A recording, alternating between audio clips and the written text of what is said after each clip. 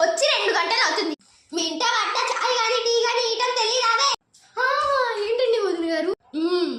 అక్కడికి వెళ్ళి మంచి చాయ్ పట్టుకొని రా.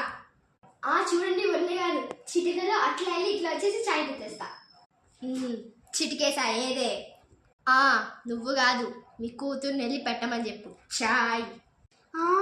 ఇదేంటి నన్ను బుక్ చేసింది? అట్లానే జరగాలి. సరే వదిన, మీరు ఎట్లా అంటే అట్లానే.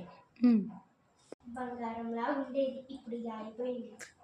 అమ్మా ఇప్పుడు ఏం చెయ్యాలి? నాకు సంబంధం లేదక్క. సర్లే ఏం చేస్తాం, ఏదో ఒకటి చేద్దాం. అమ్మో ఎవరు చూడలేదు కదా, అమ్మయ్య ఇంక విషయం కలిపిద్దాం ఈ చాయిలో.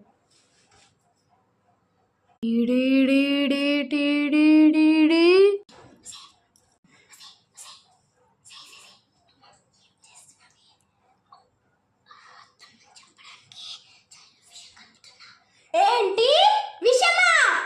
విషమే విన్నాను, అందరు చూసేసరి మంచి పని చేస్తాను చాయ్లో విషయం కలిపి. అవునమ్మా, అది ఎలాగో ఉండి మనల్ని కోసం చంపేస్తుంది కదా, అందుకని ఈ చాయ్లో విషయం కలిపి దానికి ఇచ్చేసాను అనుకో, అది ఇంకా గోవిందా గోవిందా గోవిందా.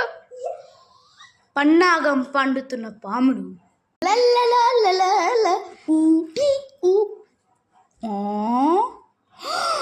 అత్తమ్మగారండి. అమ్మ, ఇన్ని సంవత్సరాలుగా మా అత్తమ్మ గారిని అయితే కలుసుకుంటున్నా. ఇదేంటి వీళ్ళు మా అత్తమ్మ గారు తాగే ఛాయ్లో విషం కలుపుతున్నారు? అమ్మ, వీళ్ళ సంగతి చెప్తా ఆగండి. అత్తమ్మ గారు, నా ఎంట్రీ కోసం వేచి ఉండండి, నేను వచ్చేస్తున్నా. లల్లా అయ్యిందావే చాయ్? అయ్యింది అత్తమ్మ గారు. అత్తమ్మ గారు ఎవర్రా అది? పందికొక్కలాగా పొద్దున్నే అరుస్తుంది. అత్తమ్మ గారు, నేనండి, బిస్కెట్ రాజాని.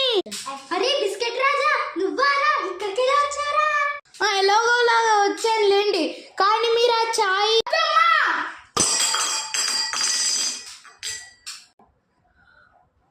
ఏమైందిరా? బంగారు లాంటి చాయ్ని అట్లా పడేసా? అదేంటి అత్తమ్మ, కుకీ ఏంటి మీతో మాట్లాడుతుంది? అదొక పెద్ద కథలేరా. ఇందాక నేను చూస్తున్నా. అత్తమ్మ గారు, నేను చెప్పేది ఒకసారి వినండి. ఆ టీ కప్ లో విషం ఉంది. ఏంటి విషమా? Please subscribe.